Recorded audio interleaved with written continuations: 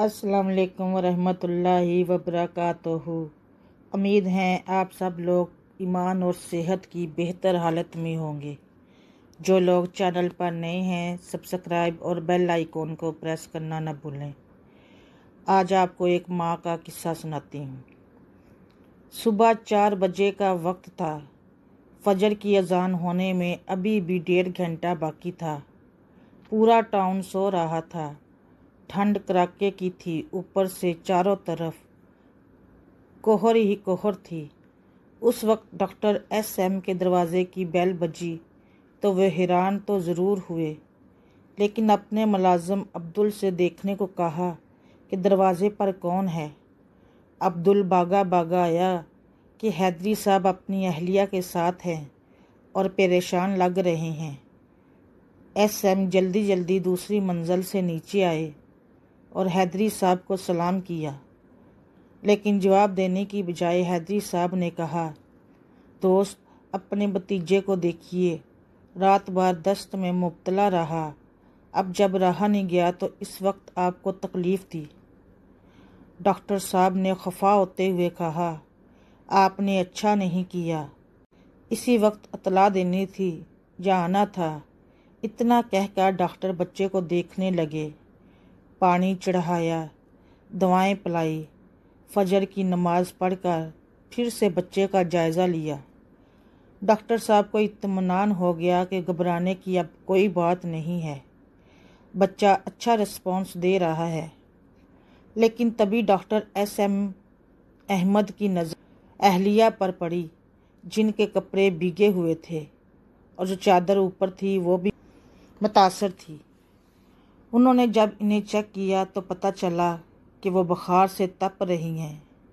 उन्होंने उन्हें इंजेक्शन दिया, दवा खिलाई और अपने घर से कपड़े मंगवा कर कपड़े बदलवाए। कुछ देर बाद वो भी अच्छी हो गई। डॉक्टर साहब ने अब्दुल को इशारा किया कि चाय नाश्ता लगाए और अब्दुल ने हुक्म की तामील की। चाय पीते हुए हैदरी साहब यकायक तेज़ आवाज़ों से रोने लगे। डॉक्टर S अहमद ने उन्हें दिलासा दिया और भरपूर भरोसा दिलाया कि इनकी अहलिया उनका बच्चा दोनों बेहतर हैं और परेशानी की कोई बात है ही नहीं। लेकिन हैदरी साहब थे कि रोए जा रहे थे। कई मिनटों बाद हैदरी साहब का जब रोना बंद हुआ तो उन्होंने कहा कि वो अपनी बीवी या बच्चे के लिए नहीं रो रहे, बल्कि अपनी माँ के लिए रो रहे हैं। आज पहली बार मुझे ये समझ में आ रहा है कि माँ क्या होती है। पहले तो बस मैं ये समझता था कि हर माँ बाप की जिम्मेदारी है बच्चे की परवरिश करना, सो वो करते हैं और यही हमारे वालिदैन ने भी किया होगा। लेकिन आज मुझे समझ में आ रहा है कि माँ बाप क्या क्या करते हैं। डॉक्टर साहब, आज मैं अपने बिस्तर पर लेटा हुआ था जब इस बच्चे को दस्त शुरू हुआ। उसकी माँ ने बच्चे को गंदगी साफ़ करना शुरू की। रात का 10:30 बज रहा था। इस छोटे से टाउन में इस वक्त क्या किया जा सकता था। मैं अपने बिस्तर पर बैठा सिर्फ ये मंज़र देख रहा था। एक के बाद एक कपड़े बदले गए और गंदे होते गए, यहाँ तक कि बच्चे के सारे कपड़े ख़त्म हो गए।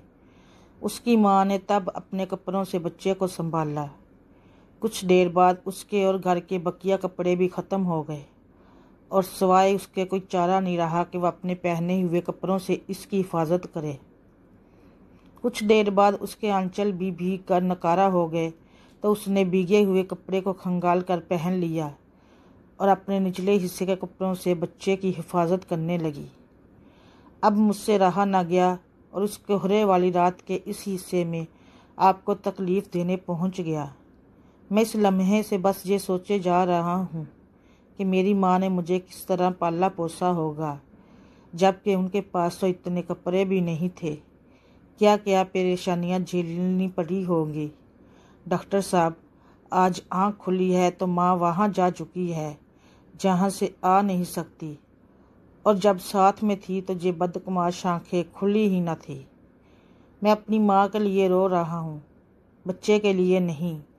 ये कहते हुए हैदरी ने डॉक्टर साहब की तरफ देखा तो उनकी दोनों आंखें भीगी हुई थी। اللہ ہمارے سروں پر ہمارے والدین کا سایہ سلامت رکھے اور ان کو صحت و تندرستی والی زندگی دے۔ آمین ثم آمین یا رب العالمین۔